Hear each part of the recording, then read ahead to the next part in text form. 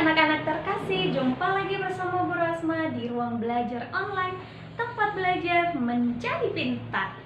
Oke, pada kesempatan kali ini Bu Rosma akan mengajak kamu untuk mendalami pembelajaran kita tentang Allah menciptakan langit dan bumi. Pada kesempatan kali ini, kita akan mendalami materi ini sebagai wujud cinta kita kepada Tuhan untuk mengenal semua yang diciptakan oleh Tuhan. Nah, anak-anak, tahukah kalian berapa hari Allah menciptakan langit dan bumi? Tahukah kalian pada hari keberapa Allah menciptakan manusia? Terus, apakah kalian juga tahu apa saja urutan dari kisah penciptaan? Ketiga pertanyaan ini akan menjadi tujuan pembelajaran kita. Untuk itu, Rosma meminta kamu untuk menyiapkan satu buah kitab suci, satu buah buku, dan satu buah pulpen. Untuk apa? Supaya kamu siap untuk mengikuti pembelajaran ini dengan baik. Anak-anak yang terkasih, seperti biasa sebelum kita memulai pembelajaran ini, kita akan awali dengan berdoa. Kita akan mengambil sikap doa yang baik. Dalam nama Bapa dan Putra dan Roh Kudus. Amin. Bapa yang maha baik, kami bersyukur kepadamu atas hari yang baru yang telah Engkau berikan kepada kami. Sekarang kami ingin belajar, kiranya Engkau memberkati kami, sehingga kami boleh memahami apa saja yang telah Engkau ciptakan di bumi ini. Bapa, inilah kami anak-anakmu berserah ke dalam tangan kasih-Mu, dan kiranya Engkau memberkati kami. Dikau kami puji kini dan sepanjang masa. Amin. Dalam nama Bapa dan Putra dan Roh Kudus. Amin. Oke anak-anak, supaya mempersingkat waktu, sekarang kita akan memulai pembelajaran kita. Anak-anak yang terkasih, beginilah kisah Allah menciptakan langit dan bumi beserta isinya. Hari pertama, Allah menciptakan bumi. Gelap gulita meliputi seluruh bumi.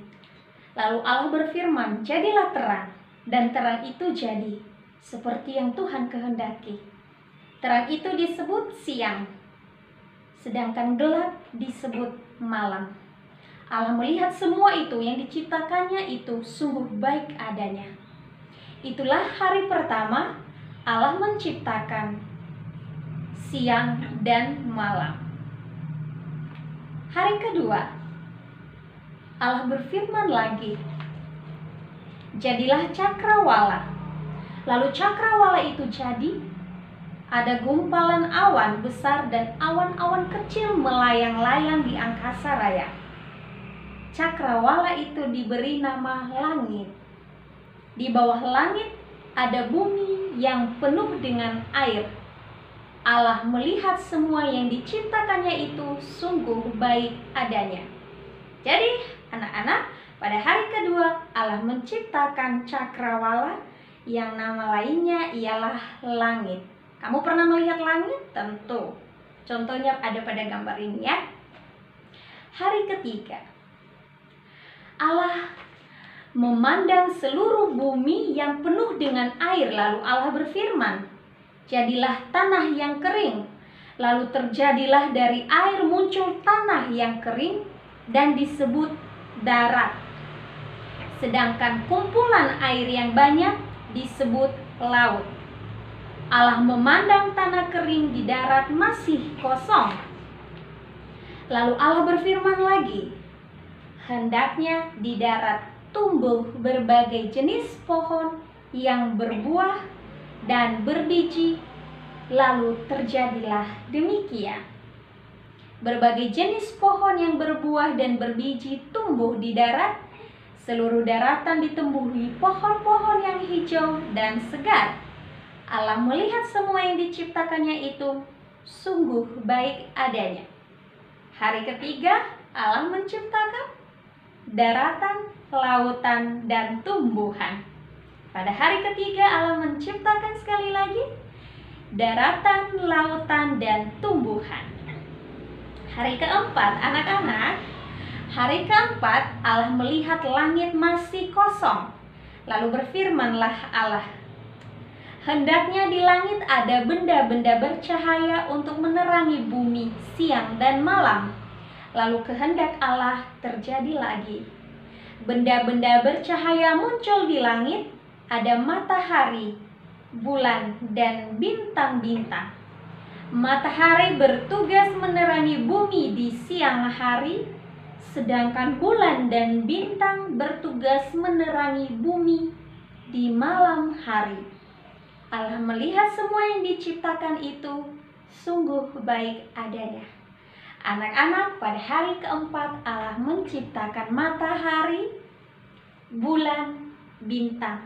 Matahari untuk menerangi di siang hari, bulan dan bintang bertugas menerangi di malam hari. Itulah ciptaan Allah pada hari keempat. Sekarang mari kita melihat apa ciptaan Allah pada hari kelima. Hari kelima, Allah memandang lautan luas dan udara. Belum ada makhluk di dalam laut dan di udara. Lalu Allah berfirman, hendaknya di dalam laut hidup berbagai jenis makhluk hidup, dan di udara berbagai jenis hewan yang berterbangan. Dan kehendak Allah terjadi lagi. Kemudian di udara muncul juga berbagai jenis burung yang berterbangan, kupu-kupu dan serangga lainnya. Lalu Allah memberkati semua hewan di laut dan di udara, katanya, berkembang biak dan bertambah banyaklah kamu. Allah melihat semua yang diciptakannya itu sungguh baik adanya. Jadi pada hari kelima Allah menciptakan makhluk hidup yang hidupnya di udara, yang mempunyai sayap yang berterbangan. Ada burung, ada kupu-kupu, ada kelelawar, ada merpati, apalagi ya, pokoknya segala jenis binatang yang mempunyai sayap yang berterbangan. Dan yang kedua ialah makhluk hidup yang hidupnya di dalam air. Itu diciptakan oleh Allah pada hari ke-5. Paham anak-anak? Semoga ya. Sekarang pada hari ke-6. Pada hari ke-6 Allah memandang lagi ciptaannya yang ada di darat. Sudah banyak pohon dan tumbuh-tumbuhan di darat, tetapi belum ada hewan yang berkeliaran seperti di laut. Lalu Allah berfirman, hendaknya di darat hidup berbagai jenis hewan dan binatang liar.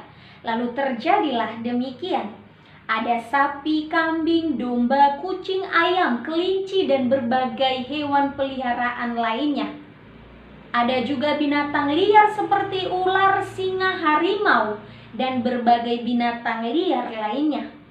Allah melihat semua ciptaannya itu baik adanya.